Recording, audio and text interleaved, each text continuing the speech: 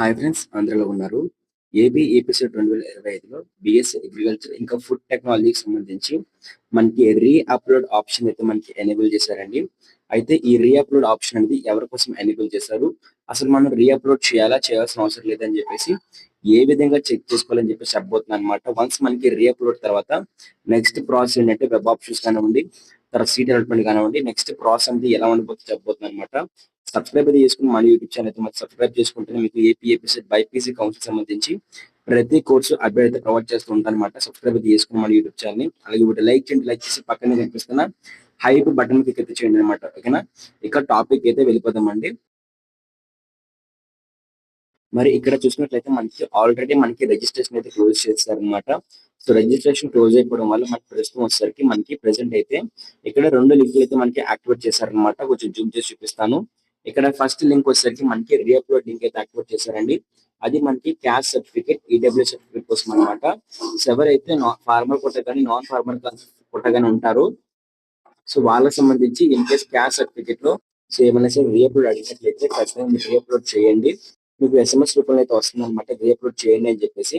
So అందరూ re-upload చేయాలన్నమాట. ఇక్కడ క్లిక్ చేసుకోండి ఒకసారి.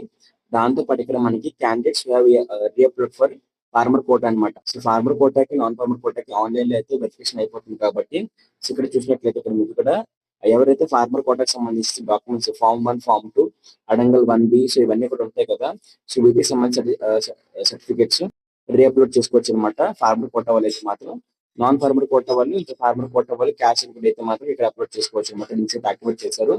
క్లిక్ చేసుకోండి. మీకు EAMCET hall ticket number, me date of birth enter చేసి సబ్మిట్ కొట్టినట్లయితే మీ ఓటీపీ ఎంటర్ చేసినట్లయితే సబ్మిట్ అయితే అయిపోతుంది అనమాట. రీఅప్లోడ్ అయితే డాక్యుమెంట్ అయితే పీడిఎఫ్ చేసుకోండి. సో మీరు ఎన్నిసార్లు రీఅప్లోడ్ రిజెక్ట్ అయితే అన్నిసార్లు మళ్ళీ మీకు ఎస్ఎంఎస్ పంపిస్తారు అనమాట, రీఅప్లోడ్ చేయండి అని చెప్పేసి. ఇన్ కేసు మీకు రీఅప్లోడ్ చేయాలా అవసరం లేదని చెప్పేసి క్లిక్ చేసుకోవాలనుకున్నట్లయితే ఇక్కడ మీకు ఇక్కడ చూపిస్తారు కదా నో యువర్ రిజిస్ట్రేషన్ చెప్పేసి ఇక్కడ క్లిక్ చేయండి. క్లిక్ చేస్తే మీకు ఈ విధంగా ఓపెన్ అవుతుంది అనమాట. సో గుర్తుపెట్టుకోండి, ఇన్ కేసు కొన్నిసార్లు ఓపెన్ వచ్చే వెబ్సైట్ ఉంది ఈ విధంగా అయితే మాత్రం. సో మీరు ల్యాండ్స్కేప్ అనేది రొటేట్ చేసి వాడని ట్రై అయితే చేయండి. ఇక్కడ మీ వెబ్సైట్ హాల్ టికెట్ నెంబరు, మీ డేట్ ఆఫ్ బర్త్ ఎంటర్ చేసి సబ్మిట్ క్లిక్ చేయండి. సబ్మిట్ క్లిక్ చేస్తే మీకు చూపిస్తుంది అనమాట your eligible for web options అని చెప్పేసి. సో అలా your eligible for web option చూపించకపోతే మాత్రం ఖచ్చితంగా చెక్అౌట్ చేసుకోండి ఒకసారి. అలాగే కామెంట్ చేయండి మీకు ఏం చూపిస్తుంది అని చెప్పేసి. సో అక్కడ ఏం చూపిస్తుంది, ఎలిజిబుల్ ఫర్ వెబ్ ఆప్షన్ చూపిస్తుందా, అండర్ వెరిఫికేషన్ చెప్పేసిందా, లేదంటే రీఅప్లోడ్ అని చెప్పేసి కామెంట్ చేయండి. మీకు రిప్లై ఇస్తుంది అనమాట. మీరు ఏం చేయాలని చెప్పేసి నెక్స్ట్ ప్రాసెస్ వచ్చేసరికి అయితే రీఅప్లోడ్ అయితే మాత్రం బ్యాక్ అయితే వెళ్ళి మీరు రీఅప్లోడ్ అయితే చేసుకోవాలన్నమాట.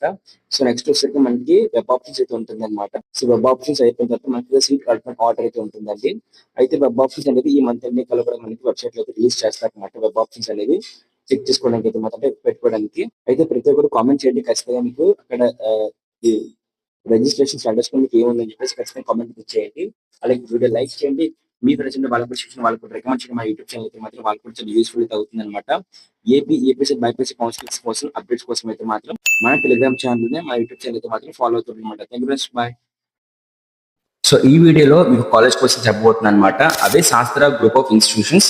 సో వీళ్ళ దగ్గర ఉన్న బ్రాంచ్ వచ్చేసరికి మనకి బీ ఫార్మసీ, ఫార్మసీ, ఫిజియోథెరపీ ఇంకా నర్సింగ్ సంబంధించి కోర్సెస్ అయితే అవైలబుల్ ఉన్నాయండి.